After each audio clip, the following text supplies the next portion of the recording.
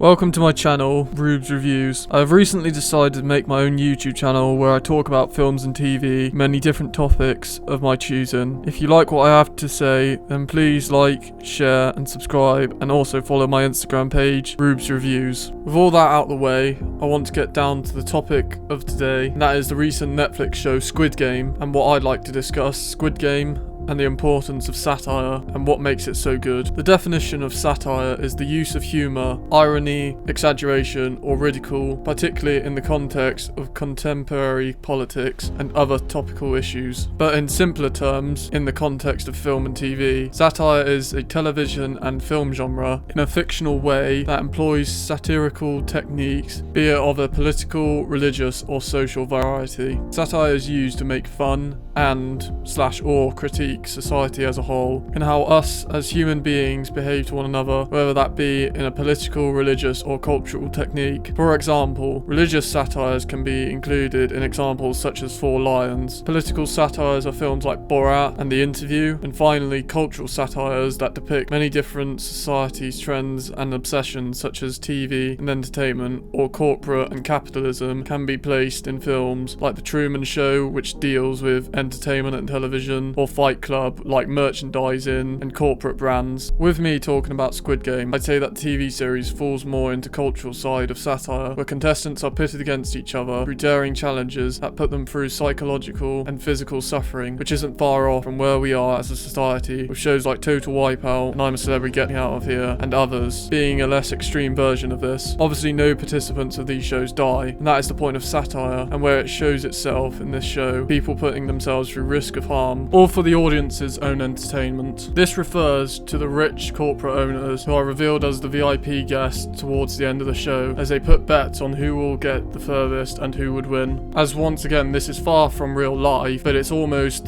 sort of the same thing, in where people make bets on, say, stuff like gambling, and as you see in Squid Game, it's very much like that, but in a darker context, as they are betting on people's lives. And this is where the use of satire kicks in, as it is a fictionalized version that is far from reality, but uses reality to help fictionalize its own world. To me, the show's meaning is trying to critique the way us humans will put everything on the line and gamble what little we have in order to better ourselves. And in many cases, it can be perceived as a positive, as it shows us as humans will always persevere and will never give up. In Squid Game, however, it shows the darker side, and we are so desperate and looking for a way out that we become so susceptible to greed, power and recognition, being manipulated into selling our soul away. The contestants are as much to blame for their fates and those around them as much as the greedy capitalists are for bribing them into being there. This moment becomes no more apparent than in the second episode, when all the players take turns to vote on whether they want to end the game there and then, and they do so with the final vote of Oh Nam, who as a character I will get to, and the meaning surrounding him. But the game comes to an end, and at first I was very puzzled and thought the show had lost its way too soon. It makes sense as it delves into the six main characters' backstories so that you understand where they are coming from, and you can see how desperate they are. They are all so sick of life that they return to the game by the end of the very next episode willingly. They see it through to the end, knowing there is no return. It's an interesting scenario to make it differentiate itself from other dystopian contests such as Hunger Games and Battle Royale, where the contestants in those films had no choice but to participate in. This makes it all the more tragic, and I think it's bold to show that the characters in Squid Game had the choice to walk away, but didn't. This refers back to satire, as it's not just there to critique the power structures in play, but how us as humans behave. I like how the show makes a deeper analysis on its contestants and the culture and the impact of game shows on society, rather than focusing on those in charge and the dangers of capitalism, as I feel like it was more interesting to keep it mysterious and ambiguous when it does show the VIPs of the game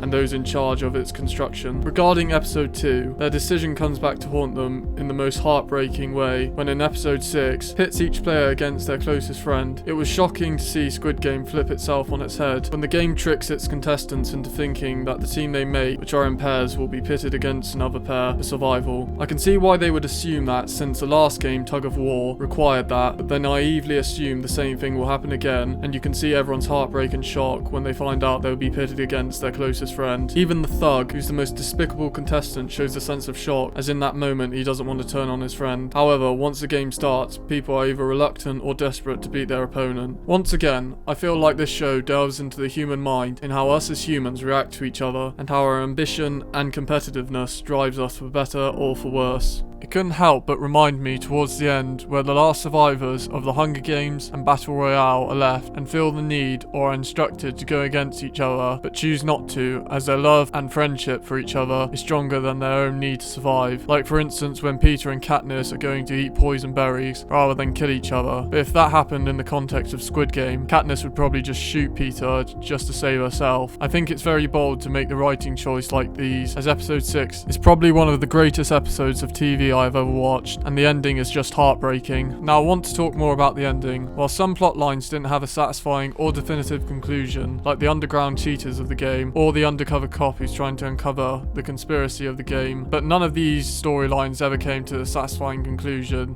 and their twists certainly didn't blow me away. The main core aspect of the game itself did, and that's where I want to get to, with the reveal of Ilnam being behind it all. Throughout it, it is plain as day that he is behind it, but we never see it at first. The fact that he's the only elderly contestant amongst people that are all between 20 and 40, the fact that he has knowledge and experience with every single game as a kid, and also he's the only contestant that we are aware of that is fatally dying of a brain tumour. And then by some miracle he did win, it'd be like, what's the point, since he doesn't have much time left with his brain tumour, and even if he didn't have it, he would have less than 20 years left in him and not enough time to turn his life around, as the best days are past him. These factors, when you consider them, don't exactly add up, and it feels almost strange for him to be there. When it is revealed that he was behind it all, his only excuse being that he was bored, it may feel at first anticlimactic. However, upon re-evaluation, it makes sense, as this is a lonely old frail man dying of a brain tumour surrounded by luxury and wealth that he never knew what to do with in his life. I like to think that in his backstory that he was a greedy, selfish man that started the game to give people the opportunity to better themselves, as it is stated throughout that they are fair with the contestants and follow the rules. I believe he started the games to try and do something at least meaningful in his own twisted way, to do something that he probably never did with his own money throughout his life, as he was probably just as narcissistic and unsympathetic as the VIPs are, and that probably had an effect on him as he grew older, having no friends, no family, and being alone. When he says he was bored, this is probably just a man who has lived a life making mistake after mistake after mistake, and has been blindsided with power and greed, just like the contestants are consumed by it in the game, and just wanted for once to feel something such as a human connection or friendship as he experiences with Ji-hun. This show will hold a special place in my heart as being bold and inventive with its approach to satire in dystopian games, and will age much better than most satire content these days, as it makes itself its primary focus to show the effects of culture rather than preaching a one-sided narrative that would usually be heavily left-wing if Hollywood had anything to do with it these days. In the end, it shows that if you push us far enough, we will do anything to win, or in this case survive, and we as humans want what we don't actually need, and we need what we don't actually want. And in the series finale, Ji-hun realizes this as he desperately tries to take the card away from someone being offered to participate in Squid Game, and after the game is over, tries to put his money to good use and help others before himself, as he wishes to better himself by not letting those friendships and experiences he has gone through go to waste by reverting back to his bad ways, as he realizes what greed has done to him. Thanks for watching. Be sure to put in the comments what you thought the whole meaning of Squid Game was, and please like, share and subscribe.